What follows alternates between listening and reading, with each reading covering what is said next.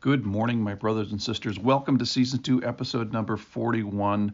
And let's be ready to be disturbed today. We're in Luke chapter 19. We're in a passage called the 10 minas, and these are amount of money, maybe $10,000 or $15,000, that a parable is being told where a master goes away. He's inheriting a kingdom, and by the time he comes back, he charges them with this critical thing. He says, engage in business until I come. He gives it to a bunch of people. There's an accounting. One guy with his 1 mina makes 10, another 1 mina guy makes 5, and that's all well and good. So that's the good news. We talked about that yesterday.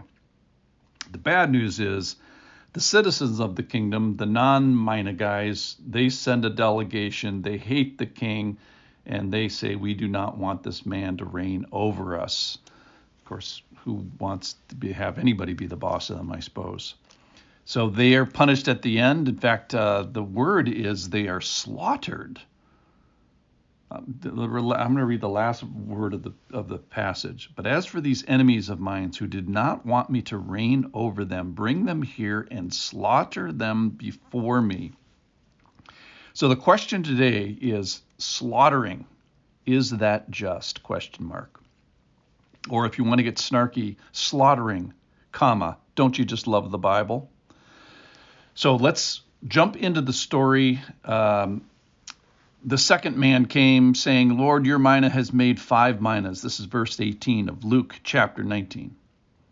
And he said to him, you are to be over 5 cities. So he gives this tremendous reward of authority over 5 cities for being faithful in this very little thing.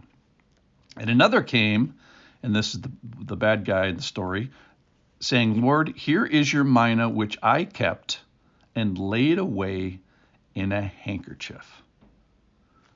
So he's disobeyed the call to engage in business until I come. So he puts it in a hanky, puts it in a drawer, and then he explains his wrong thinking. So what he accuses the king of being here, the king is not. So here's the wrong accusation. I was afraid of you because you are a severe man.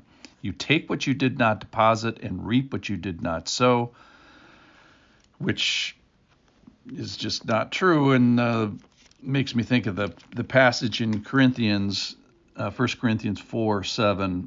What do you have that you did not receive? If you then received it, why do you boast as if you did not receive it? So he makes a wrong accusation about the master. And the master says, he said to him, I will condemn you with your own words, you wicked servant.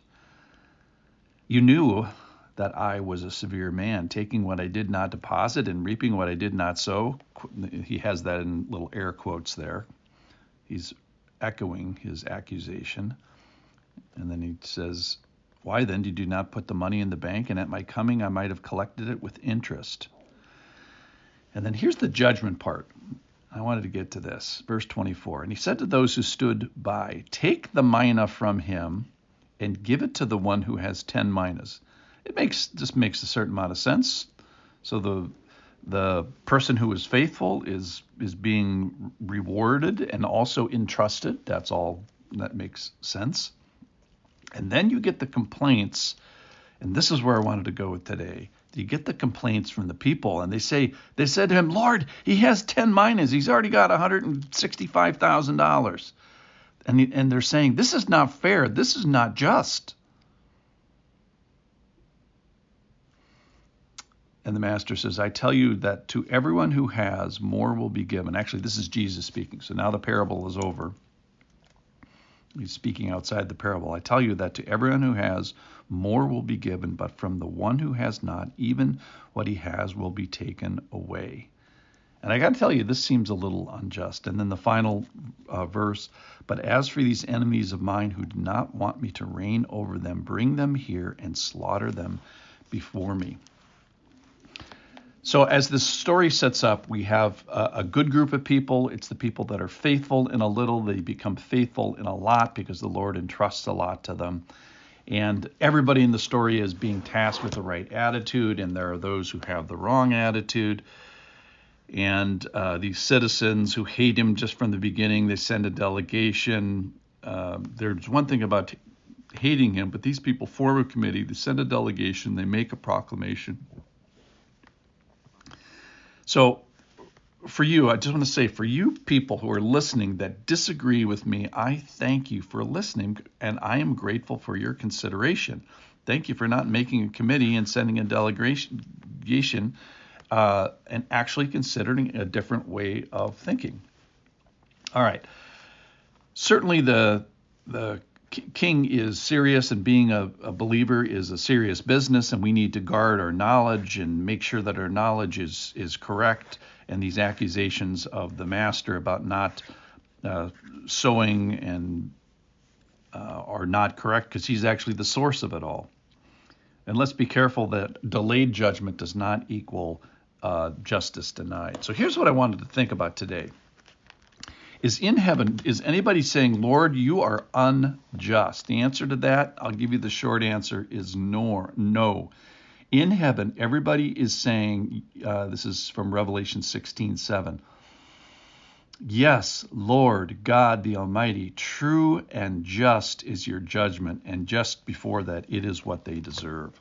So even though we may not think, so in heaven, nobody is going to get what they don't deserve. And everybody is going to get what they do deserve. Lord, your judgments are true. The kingdom is yours. The amazing thing about this is, in heaven, everybody's going to get justice.